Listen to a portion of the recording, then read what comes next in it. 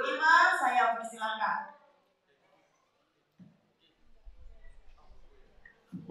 Terima kasih Mbak Jaza. Assalamualaikum warahmatullahi wabarakatuh. Apakah tetap semangat? Oke. Masih semangat? Oke. Tapi masih semangat ya? Oke. Jadi kita sepakat tidak akan berbicara hal-hal negatif. Jadi tidak bertanya apakah sudah capek? Itu tidak ya. Tapi apakah masih semangat? Jawabannya adalah harusnya masih gitu. Jawabannya masih. Bismillah gitu ya, menambahi gitu ya, menambahi beberapa hal yang diminta oleh baik pemerintah dari Kemendikti ya, Kemendikbud dan juga dari kampus, bahwasanya sebagai kampus merdeka Universitas Filsafat harus memasukkan 1 poin dalam PKKMB-nya, yakni tentang keselamatan, kesehatan kerja dan lingkungan, atau kerennya biasa disingkat dengan K3M, atau in English this is it. Occupational Safety and Health and the Environment. Artinya ya podo lah gitu ya. Keselamatan, kesehatan kerja dan lingkungan. Seperti yang sudah disampaikan tadi, nama lengkap saya Maulatul Rahmah Suseno MSI, tapi biasa dipanggil dengan Bu Ima. Kalau di dunia Siman sini nanya Bu Mawadatur itu mungkin sebagian besar akan bawa toleh gitu. Bu Mawadatur yang mana? Loading dulu gitu. Tapi kalau Bu Ima insya Allah saya agak terkenal karena sudah senior ya. Ini di slide saya tayangkan salah satu judul berita. Mungkin Anda semua juga sudah sering mendengar berita seperti ini, bahwasanya ini contohnya kekerasan panitia di kelas dasar pecinta alam berujung mahasiswa hilang nyawa. Nih ya, di beberapa kampus sering terjadi seperti ini. Ada berita lainnya. Oke. Lagi seorang mahasiswi tewas akibat mengikuti kegiatan kampus ya. Jadi kalian bisa searching saja, mencari berbagai berita tentang kecelakaan atau tragedi-tragedi dalam dunia pendidikan, utamanya di kegiatan-kegiatan kemahasiswaan. Next. Kemudian ada lagi ikut pelatihan dan pendidikan dasar Minwa. Itu di kampus kita juga ada Minwa ya. Kalau Mapala tadi belum ada kayaknya ya. Mapala belum ada, silakan nanti kalau ada. Mapala sudah ada. Oke. Mahasiswa UMS meninggal. Next. Unsur buka suara soal terduga pelaku kekerasan seks adalah pejabat kampus. Halo? Boleh kita sepakat tidak bahwasannya gadgetnya, HP-nya ditaruh dulu? Ya, boleh? Boleh? Oke. Boleh nggak kita sepakat bahwasannya sometime memang tangan kita nih harus lepas dari benda yang kadang very helpful, tapi sometimes juga menjadi sesuatu yang sangat mengurangi produktivitas kita. Apalagi yang mahasiswa ya, yang kaum laki-laki itu biasanya fokusnya tidak bisa berpecah-pecah, because not multitasking, tidak seperti otaknya perempuan. Perempuan tuh bisa baca, dengar, melihat sambil ngomel dalam waktu yang bersamaan. Contohnya siapa? Ibu kita, ya enggak? Sambil goreng, miris-miris mulutnya sambil ngomelin anaknya, lancar semuanya, nggak ada kejadian jarinya keiris kayak atau break ngomong apa enggak. Tapi bapak-bapak, mas-mas itu mau nonton HP gini, telinganya mendadak nuri, mulutnya bisu, diajak ngomong blas gitu ya. Ada petir menggelegar aja nggak kedengeran gitu, karena memang anatomi otaknya seperti itu. Jadi Bima pikir ini merupakan sesuatu modal yang sangat penting, karena kalian nanti akan menjadi pengganti dan penerus ya dari kakak-kakak yang hari ini ada sebagai panitia untuk melakukan kegiatan yang aman ya, yang selamat dan memang tidak merusak lingkungan.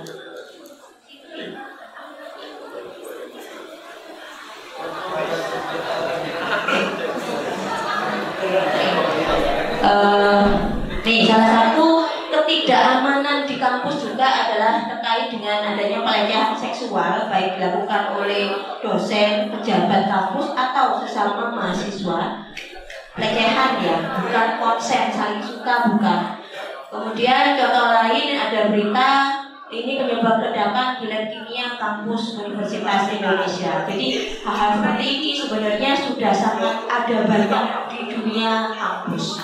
Oleh karena itulah di kampus Merdeka itu harus ada pengetahuan dan pemahaman serta kesepakatan tentang K3L tadi. Oke. Jadi apa itu K3L? Adalah serangkaian praktik, kemudian kebijakan. Kalau kebijakan berarti dibuat oleh unsur pimpinan ya.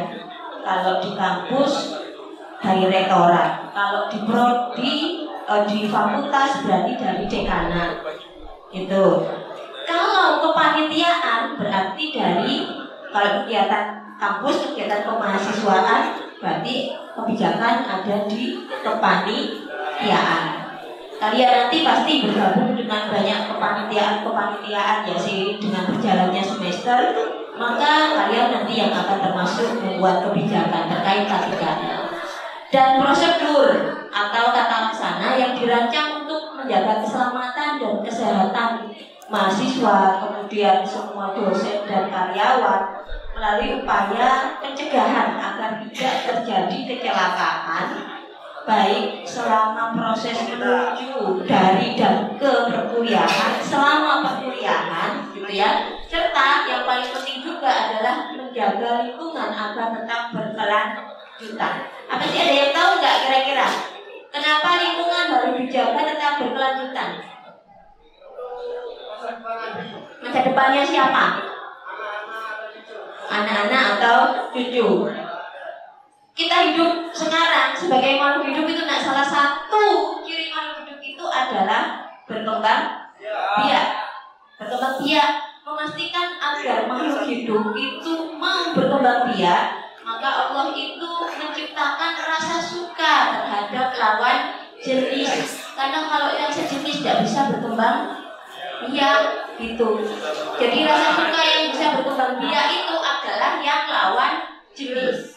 Kalau dengan rasa suka itu akhirnya keinginan untuk berkembang biak ada, tetapi dengan cara yang benar, baik secara agama maupun secara negara.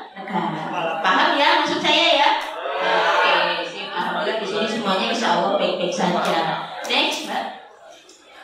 Nah, contoh resiko ada beberapa gambar yang bisa saya temukan, entah kecengkang dari tangga, kemudian peralatan laboratorium untuk anak-anak fisika, biologi, kemudian pendidikan kimia gitu ya, yang mungkin salah prosedur sehingga ya jadilah seperti itu. Kebayang kalau itu kalian gitu betapa lucunya. Lucu iya gitu ya, sakit jelas karena kalau melibatkan senyawa kimia itu ya melepuh gitu kemungkinan. Kemudian ada yang terjatuh dari kursi, ada yang kepleset, ada yang meskipun lucu gambarnya tapi ini menunjukkan sesuatu yang sebisa mungkin alhamdulillah tidak terjadi ya, yakni kecelakaan. Bima tanya sekarang, yang berangkat ke kampus naik motor dan menggunakan helm, angkat tangan. Oke, good. Tepuk tangan untuk yang pakai helm berangkat ke kampus. Yang berangkat ke kampus naik motor dan tidak pakai helm, angkat tangan. Oke. Kok cuma dikit? Oh, banyak yang tidak angkat tangan. Yang nggak angkat tangan ini jalan kaki. Oke, terima kasih. Nah, saya panggil nak ya karena memang kalian sudah seusia anaknya Bima. Anaknya Bima itu bahkan sudah semester 5. Ada yang kedua semester 5. Kenapa kok nggak pakai helm berangkat kuliah naik motor? Takut rambutnya yang keren penyet sama helm.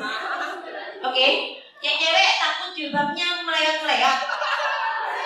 Atau mungkin cepolan di belakang nggak muat sama helm. Ada helm khusus ilah jilbab gitu ya, yang apa itu namanya lupa saya. Ada helm jilbaber itu, jadi di bagian dalamnya itu ada kayak rongga untuk meletakkan cepolan mbak-mbak jilbaber gitu.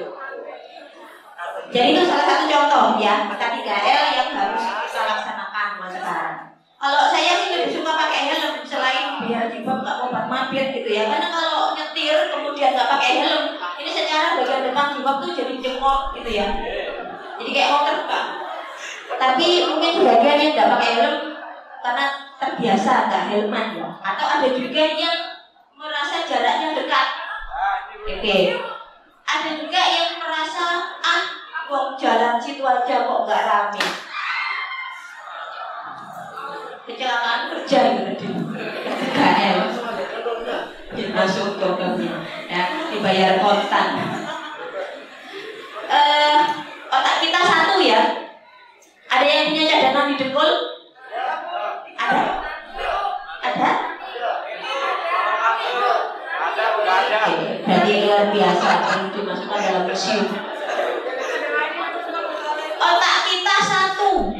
Letaknya itu mulai dari atasnya alis ini, otak besar, sampai ke dasar kepala, berlanjut ke tulang belakang. Ini adalah pusat saraf kita, dua, otak dan sumsum tulang belakang. Dua-duanya sama-sama penting. Tulang belakang patah, lumpuh kita. Tulang belakang sarafnya ada yang terjepit, jantung berdenyut-denyut, paru-paru berhenti mengembang bisa banget. Jadi jaga baik-baik ya, pakai helm ya. Ini cerita nyata, dimasalkan ya, biar menjadi sesuatu yang siapa tahu mengubah pandangan kalian tentang helm. Anaknya Wima yang nomor 1 itu harusnya sudah berusia 23 tahun. Tetapi Agustus tahun kemarin meninggal dunia karena kecelakaan dan karena tidak pakai helm. Alasannya sebelum naik motor itu diingetin temannya, Abi kamu nggak pakai helm, enggak deket, cuma jarak 1 kilo. Dari tempat yang dituju itu cuma tinggal 50 meter. Tinggal 50 meter dari CCTV-nya, pas di jalan itu ada CCTV. Kemudian dia nyari truk gitu, kesenggol ujung truk belakang, kelempar guling, ditampani sama PCE, langsung meninggal di tempat. Gitu. Jadi apa yang Bima sampaikan ini sesuatu yang memang benar-benar ada, gitu ya. Sehingga dijaga baik-baik kepalanya ya. Pakai helm ya kalau naik motor ya. Ya, oke. Pakai helm. Karena muka dicantik-cantikin, diganteng-gantengin, tapi kalau kemudian otaknya dihancurin ketika jatuh dari motor itu ya jadinya haho. Gitu ya. Dan kalau beberapa teman itu ada yang jatuh dari motor pas nggak pakai helm, memang nyawanya terselamatkan, tapi biaya operasinya ratusan juta. Gitu. Mending dipakai buat liburan teman di resort gitu ya, daripada buat operasi. Oke, kemudian kecelakaan dalam berkendara tadi, kecelakaan dalam praktikum, makanya nanti untuk yang jurusan-jurusan ada praktikumnya pasti ada taktik di laboratoriumnya, diikuti ya. Mungkin kelihatan gerah, pakai jas lab, harus pakai kacamata laboratorium misalkan, diikuti saja karena pasti Bapak Ibu dosen sudah tahu apa yang akan dilakukan dalam praktikum tersebut, risiko terburuknya apa, sehingga kalau ada safety-nya diikuti. Kemudian jatuh tergelincir di kampus karena bermain ataupun berolahraga, dorong-dorongan mungkin, kurang tidur karena tidak bijak mengatur waktu dan prioritas. Sebagai mahasiswa selamat datang tugas segambreng. Ya siap ya, siap. Ini lagi menjadi sebuah kendala sangat besar bagi kalian. Target kerjakan selesai, nggak tahunya buka scroll TikTok bentarnya dari 3 jam. Buka IG bentar dari 2 jam. Tiba-tiba aja udah jam 1 pagi, tugasnya belum selesai, besok dikumpulin. Tanya kakak-kakak panitia, sering terjadi pada mereka. Gitu ya. Kemudian bencana alam, gempa bumi, tapi alhamdulillah Lamongan ini relatif sebagai daerah yang tidak merupakan jalur gempa bumi ya, paling kita cuma merasakan sedikit gitu aja. Banjir, ya, desanya Bima itu tiap tahun langganan banjir. Ada yang dari Laren, Laren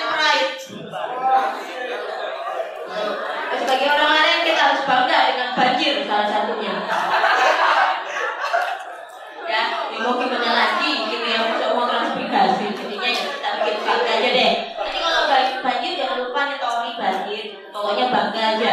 Kebakaran, bila ya kemarin barusan di dekat sini Parengan ada kebakaran 3 rumah dan lain sebagainya. Jadi banyak sekali kecelakaan.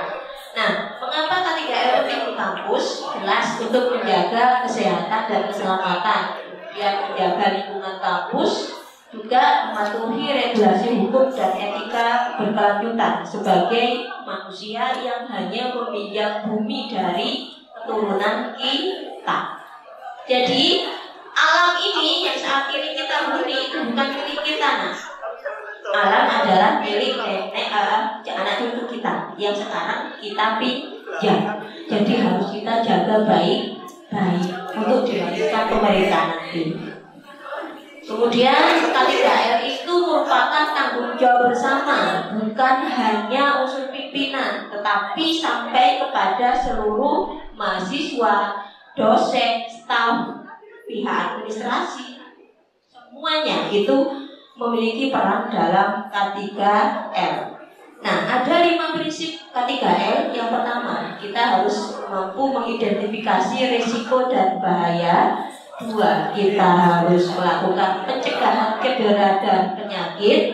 3, adanya pelaporan ketika ada insiden atau kejadian ya, dan juga pelanggaran. Mainkan ya, baik yang perempuan, utamanya perempuan, karena biasanya yang jadi korban utamanya pelecehan seksual itu perempuan. Naudzubillah, tetapi seandainya ada, gitu ya, seandainya ada, jangan takut untuk melapor. Kepada siapa? Kepada pertama adalah dosen pembimbing akademik kalian. Nanti kalian nggak tahu beberapa itu nanti akan dipegang oleh satu PA, dosen pembimbing akademik, yang akan mendampingi sampean dari awalu antil akhiru sampai lulus ya. Kemudian kalau ternyata tidak ada perubahan signifikan dari laporan, silakan maju ke prodi. Prodi nggak ada lagi, silakan maju ke fakultas dan seterusnya sampai ke rektor, gitu ya. Karena kalian punya hak untuk selamat dan aman selama menjadi mahasiswa. Yang laki-laki pun sama, ya. Yang laki-laki pun sama. Jangan takut untuk melapor. Kemudian pelaksanaan tindakan perbaikan. Dan yang kelima adalah peningkatan berkelanjutan. Jadi ini saya jelaskan satu persatu.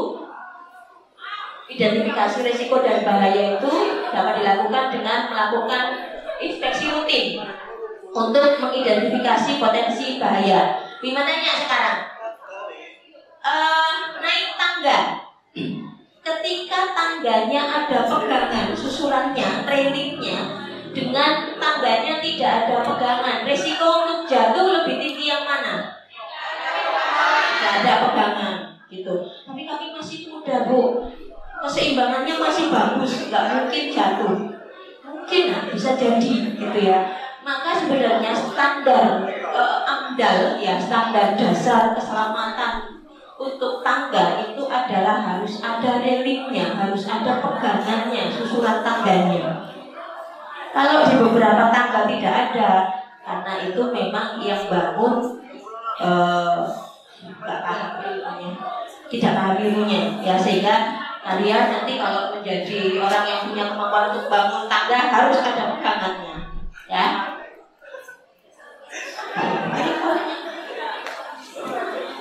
Kemudian pengolahan limbah kimia dan bahan berbahaya dengan benar.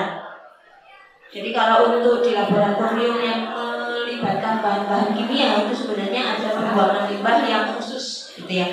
Bahkan penyimpanan senyawa-senyawa yang bersifat asam pun itu sifatnya khusus di lemari asam. Pemeriksaan peralatan dan fasilitas secara rutin. Yang kedua, pencegahan cedera dan penyakit dilakukan dengan pelatihan K3R untuk semua anggota kampus. Jadi ini bisa menjadi sebuah agenda bagi kalau di HI dulu istilahnya DEMA, kalau di mana istilahnya Pak? BEM, ya oke, BEM. Menjadi agenda bagi BEM, gitu ya. Ketika mencari kegiatan yang bermanfaat, salah satunya kalian bisa melakukan pelatihan K3R. Mendatangkan narasumber dari mana? Bisa dicari dari berbagai institusi, ya, dari pemerintahan itu banyak. Nanti bisa di googling seperti apa.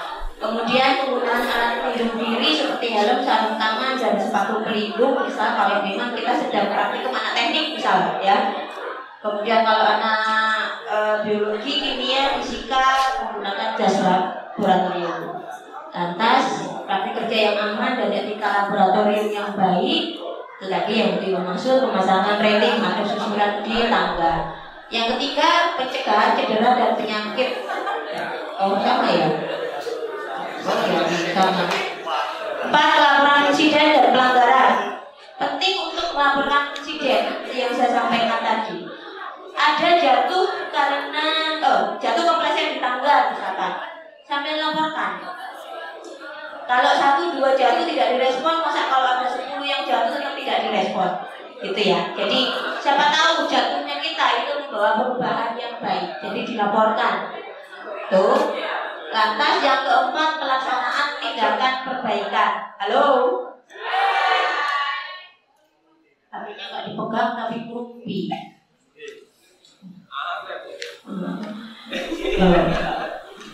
Untung gak postes sih. Coba ada postesnya. Ini KB terusan gitu ya. Tapi nggak ada postes, cuma nanti ada sesuatu yang harus kalian diskusikan. Pokoknya berapa orang? 1 kelompok. 1 orang. Ikut kelompok diskusi atau kelompok pembina? Oke, ya. Lantas 5 ini harusnya ya, peningkatan berkelanjutan dari setelah ada laporan, kemudian ada tadi pengamatan secara kontinu gitu ya, akhirnya akan ada peningkatan secara berkelanjutan, maksudnya pelan-pelan gitu. Nah, mungkin peningkatannya langsung drastis untuk max gitu enggak, dari pelan-pelan tapi ke arah yang lebih baik. Contoh langkah 3L di kampus, pemasangan tanda peringatan, misalkan kalau ada lantai licin ya dipasang awas lantai licin, tanda yang biasanya berdiri kuning ini, atau ada tanda yang orang kepleset. Lantas kalian bisa menemukan di beberapa tempat ada, kalau di sini ada punyanya SMA Unggulan di bagian timur, itu ada titik kumpul atau supply point kalau ada bencana, yaitu kumpulnya di situ. Lantas ada pelatihan pemadam kebakaran, ini bisa melibatkan pemadam kebakaran kabupaten ya, dan insya Allah itu kayaknya bisa kerjasama dengan baik tanpa banyak biaya. Lantas penyediaan fasilitas medis darurat dan pengolahan limbah yang berkelanjutan. Kita masih jauh dari semua ini, tetapi bisa kita mulai minimal dari diri kalian, gitu. Nanti makanya Bima akan mencari tahu apa ide kalian. Gitu. Ini kebijakan-kebijakan tidak akan Bima jelaskan lebih detail, gitu ya. Untuk materi nanti bisa Bima share ke panitia, bisa diberikan ke kalian. Nah, sekarang karena satu kelompok 15 orang itu isinya nanti itu adalah jagongan, bukan diskusi, gitu ya. Maka silahkan bentuk kelompok suka-suka. Karena udah dewasa nih yang merdeka, kampus merdeka, kelompok suka-suka maksimal isinya 5 orang.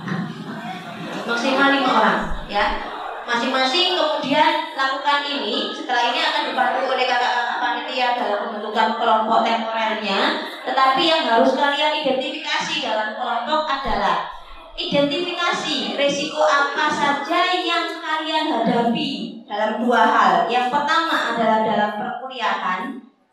Risiko saya itu nilai saya jelek, misal ya. Nah, maka susunlah rencana apa yang dapat kalian lakukan untuk menyadarkan risiko tadi, atau paling tidak meminimalisir risiko tersebut. Jadi setiap 5 kepala dalam satu kelompok itu pasti punya bayangan risiko masing-masing, entah selama proses menuju ke kampus, bayangan kalian selama proses perkuliahan, pulang dari kampus, kegiatan-kegiatan apapun, tulis aja ya. Lantas yang kedua adalah kegiatan kemahasiswaan, kepanitiaan suatu kegiatan. Dengan kata lain, kalau kalian menjadi panitia sebuah kegiatan di kampus ya, di prodi kalian masing-masing atau di fakultas kalian masing-masing, kira-kira resiko yang akan kalian hadapi apa apa?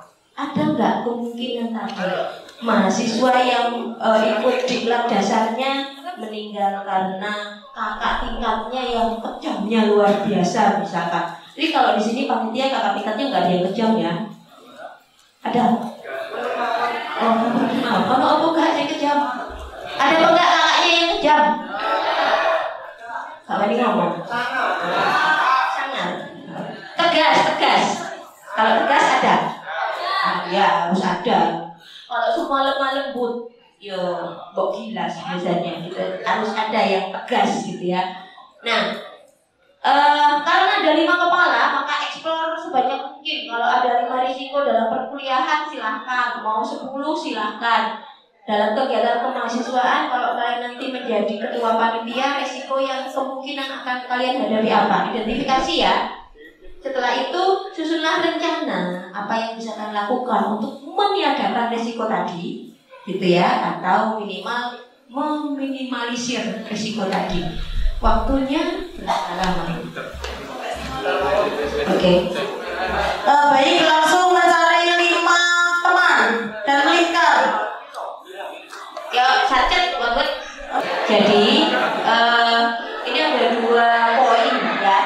Risiko yang bisa kalian hadapi ketika kalian melakukan proses perkuliahan, berangkat ke kampus, pulang ke kampus, selama kuliah di kampus itu termasuk ya. Yang kedua adalah kegiatan kemahasiswaan. Seandainya kalian nanti menjadi panitia sebuah kegiatan di kampus kalian masing-masing, di prodi atau fakultas kalian, nah itu risiko apa saja yang bisa terjadi gitu. Atau paling mudah dicontoh ini aja, kegiatan PKKMB ini. Kira-kira ketika nanti kalian menjadi panitia, apa sih resiko yang akan kalian hadapi? Seperti itu. Itu gimana Mbak? Kaitannya sama KTHL ya gitu. Kalau ada pertanyaan silakan bertanya atau ke sini. Kalau masih bingung boleh sini Mbak. Langsung ke sini aja kalau mau bertanya, tapi jangan buru-buru. Oke Mbak Riza boleh? Oke sudah. Ada yang belum angkat tangan?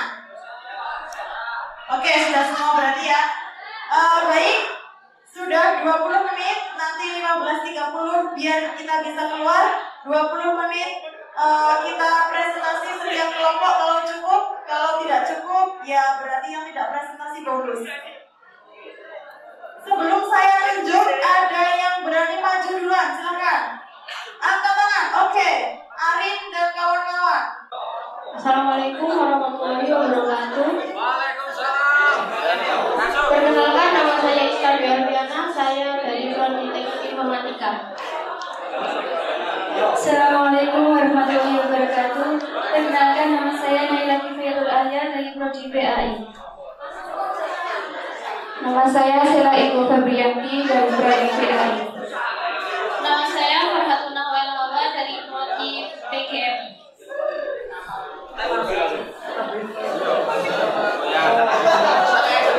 Oke, langsung saja ya. Jadi dari diskusi kelompok kami, resiko apa saja yang kalian hadapi dalam perkuliahan? Di sini tentang keselamatan, yaitu sulit mengatur waktu. Seperti acara pada PPKM ini, di mana acara tersebut dilaksanakan 6 hari full, ya kan? Dari jam 7 sampai jam 5 sore. Resiko yang terjadi ketika kita menjadi seorang mahasiswa tidak menutup kemungkinan kita bisa lelah dan capek dan sakit, ya kan? Seperti saya, baru 2 hari aja sudah mulai lelah. Apakah teman-teman juga ya?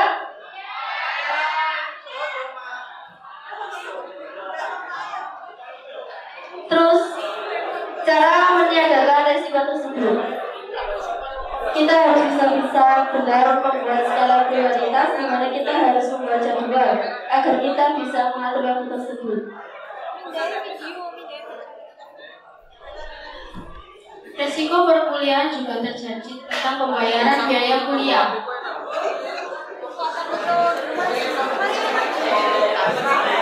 Rencana yang dapat kita lakukan untuk meniadakan atau meminimalisir resiko tersebut adalah dengan cara menyisihkan uang saku untuk ditabung. Dan kalau bisa melakukan kerja sampingan untuk menambah biaya kuliah. Betul bos, bos dibutuh banyak bos. Ini apa depan?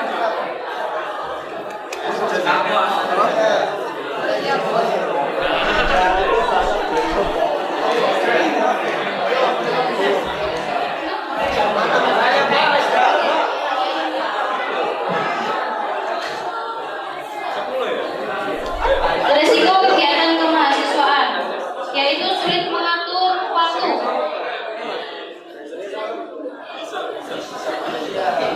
Risiko perkuliahan yang kedua yaitu nilai turun.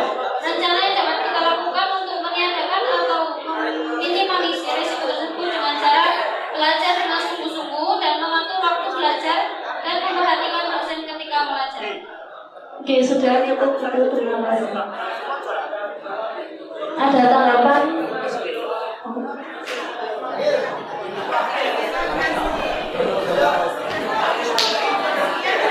Sekian dari kelompok kami. Wassalamualaikum warahmatullahi wabarakatuh. Waalaikumsalam.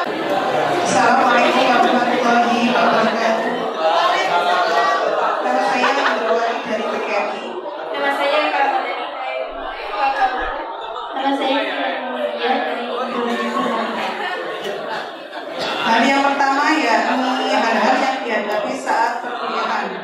Resikonya nomor 1, sulitnya media pembelajaran. Nomor 2, sulitnya kendaraan untuk berangkat. Nomor 3, takut nilai jelek dan atau tidak memuaskan. Keempat, takut dosennya. Nomor 5, takut tidak bisa membagi waktu dengan baik. Nomor 6, sulit bergaul antar mahasiswa. Untuk yang kedua, kegiatan kemahasiswaan, resikonya tidak bisa belajar dengan fokus, tidak bisa membagi waktu, tidak bisa mengumpulkan tugas tepat waktu, tidak bisa menjaga kesehatan dan dengan baik, atau kurang tidur.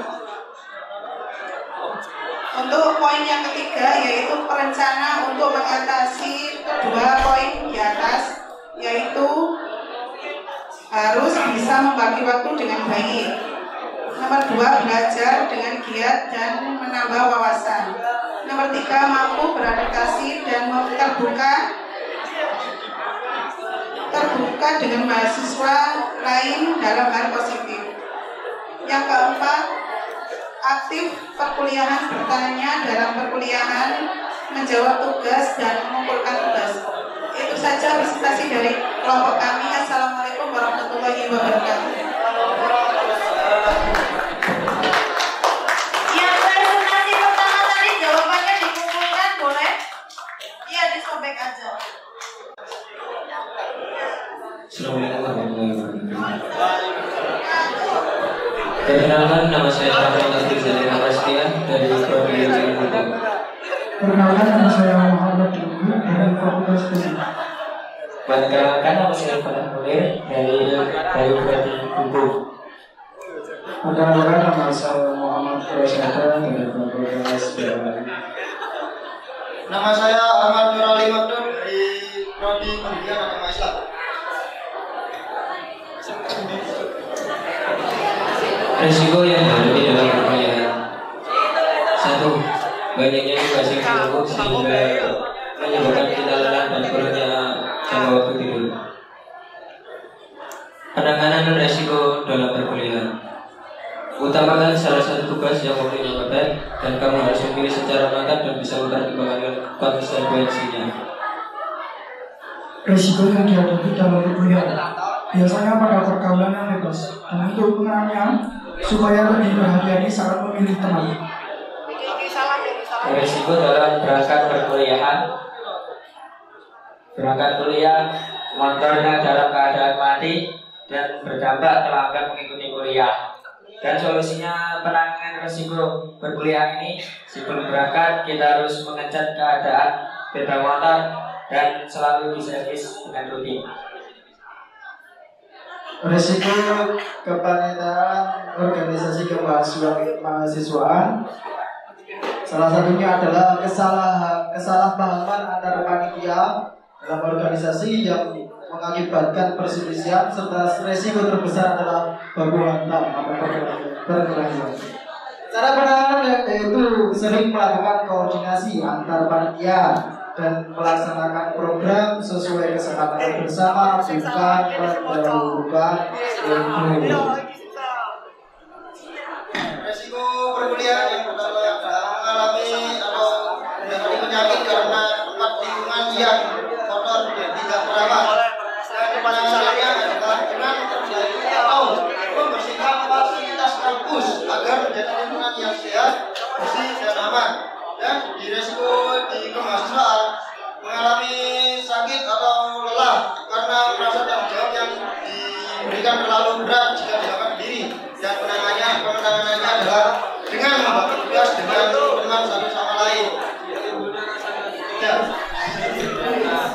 Mungkin ada yang kurang paham, boleh ditanyakan. Kalau sudah, terima kasih. Assalamualaikum warahmatullahi wabarakatuh.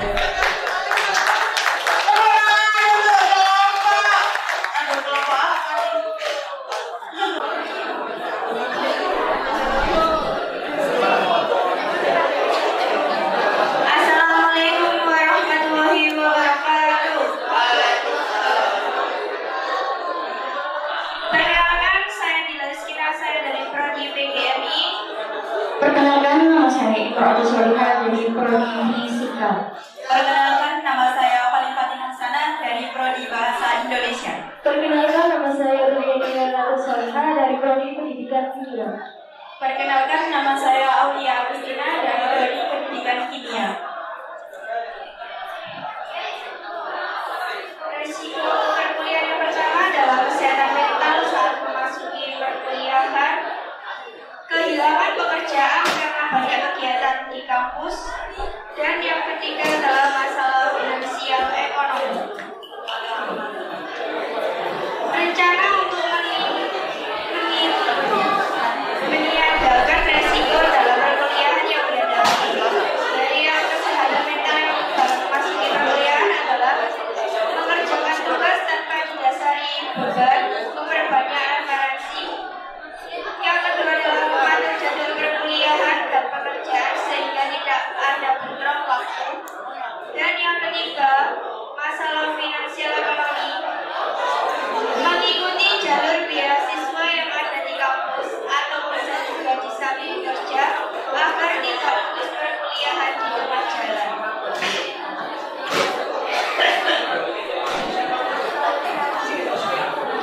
Oke, yang kedua tadi mengikuti kegiatan kemahasiswaan, yakni resiko yang dihadapi kita akan banyak mengeluarkan waktu dan membagi kegiatan pembelajaran di kampus dan organisasi, sehingga kita akan fokus kegiatan organisasi daripada perkuliahan. Untuk rencana kegiatan dari kemahasiswaan tadi biar enggak terfokus ke organisasi saja, harus bisa manage waktu sebaik mungkin agar tidak terbebani saat ada kegiatan di kampus. Sudah mungkin cukup banyak itu saja penyampaian kami. Kurang lebihnya mohon maaf yang sebesar-besarnya. Assalamualaikum warahmatullahi wabarakatuh.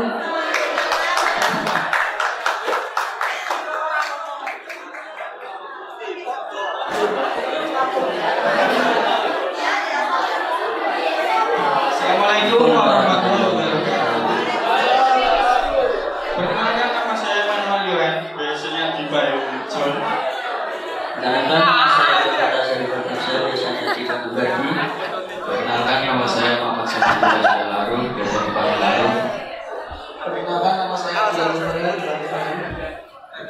Perkenalkan, nama saya Muhammad Latif Wa, biasa dipanggil Latif.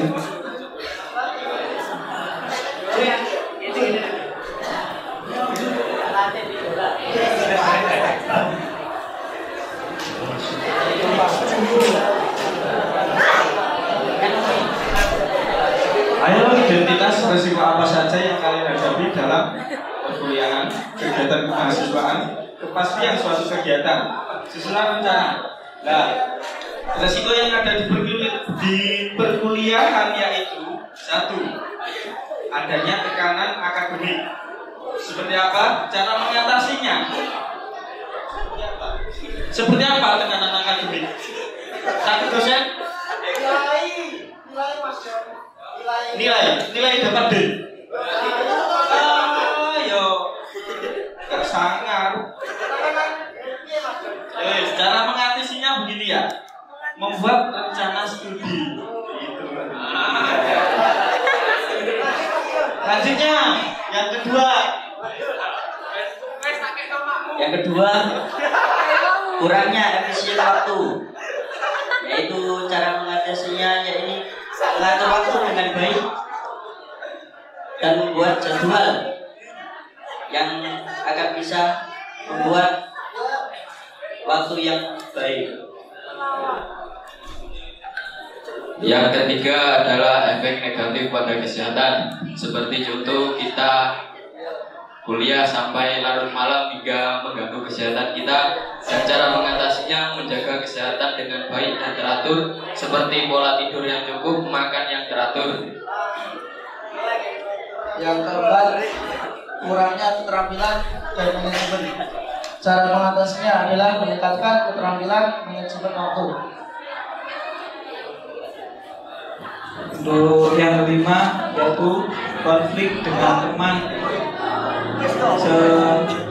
sejurusan atau konflik terhadap Pak dosen atau ibu dosen. Dan cara mengatasinya adalah adanya komunikasi dengan baik antara teman sekelas atau dosen dan anggota organisasi mahasiswa. Ya. Nah, dan resiko yang ada pada acara kemahasiswaan itu apa saja? Satu, keselamatan kesehatan. Keselamatan kesehatan, cara mengatasinya gimana? Yaitu ada petugas yang bertanggung jawab sebagai keamanan. Seperti apa? Satpam. Oke ya, satpam. Mas-mas yang buri kayak kuning? Yo, itu keamanan. Dan yang kedua yaitu kegangguan teknis.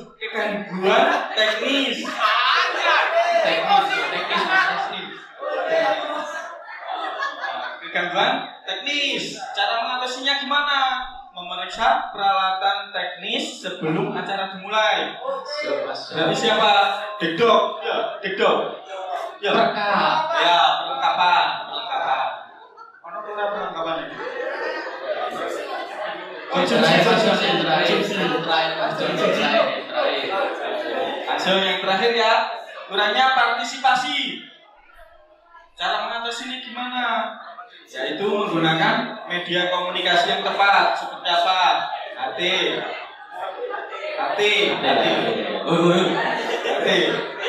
Nah, bisa dengan cara WA atau apa saja gitu, ya kan?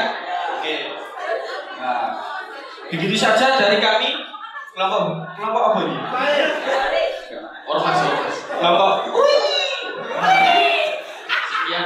Sekian dari kami. Terima kasih. Assalamualaikum warahmatullahi wabarakatuh.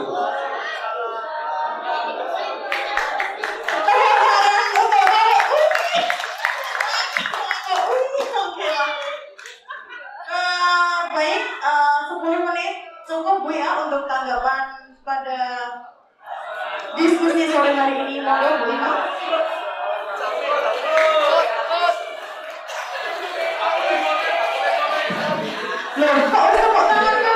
Untuk yang lain nanti hasil kerja kelompoknya dikumpulkan ke panitia ya. Jadi kertas hasil kerja kelompoknya dikumpulkan ke panitia. Izinkan saya untuk mereview beberapa kelompok yang sudah tampil tadi, gitu, beberapa yang saya tangkap yang mungkin menjadi permasalahan utama bagi mahasiswa terkait perkuliahan adalah resiko pengaturan waktu. Halo. Hai. Jadi terkait dengan resiko pengaturan waktu, pesan Bima adalah jangan hanya kuliah, tetapi aktiflah berorganisasi.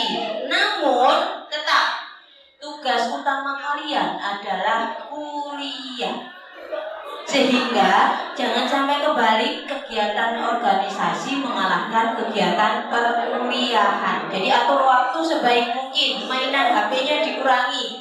Dan satu hal, kalau murid-murid saya di SMA pasti sudah hafal di luar kepala tentang golden hours. Pesan saya, tidurlah di jam 10 sampai jam 1 malam. Kalau harus begadang, lakukan di atas jam 1 malam.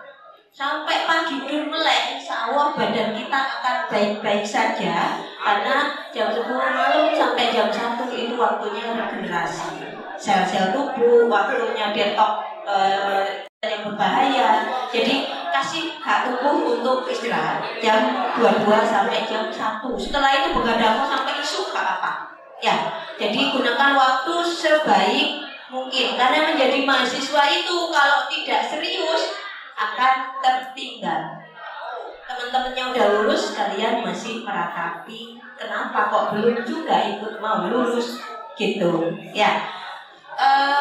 Tadi yang masih kurang sebenarnya Bu Imam ingin kalian memunculkan resiko dalam kepanitiaan, utamanya bagaimana cara kalian menjadi panitia agar keamanan, keselamatan dari anggota kegiatan kalian tersebut terjaga. Lebih spesifiknya misalkan tidak ada korban nyawa, tidak ada cedera misal gitu. Tapi semoga nanti tetap diingat ya ketika kalian menjadi panitia kegiatan apapun, karena kesehatan, keselamatan, dan nyawa dari anggota kegiatan kalian itu paling utama. Baik, cukup Bu Ima? Iya. Terima kasih. Jadi itu tadi tanggapan dari Bu Ima, teman-teman. Karena kalian masih muda, gunakan waktu sebaik mungkin. Muda adalah kalian yang masih terus belajar. Indonesia butuh dikelola dan diperjuangkan oleh tangan anak-anak muda, dan itu adalah mahasiswa baru Universitas Bilfat tahun 2023. Semoga untuk kita semua. Baik, apabila dari awal hingga akhir saya dan Bu Ima ada salah kata, kami mohon maaf yang sebesar-besarnya. Wallahul muwaffiq ila aqwamit thoriq. Wassalamualaikum warahmatullahi wabarakatuh.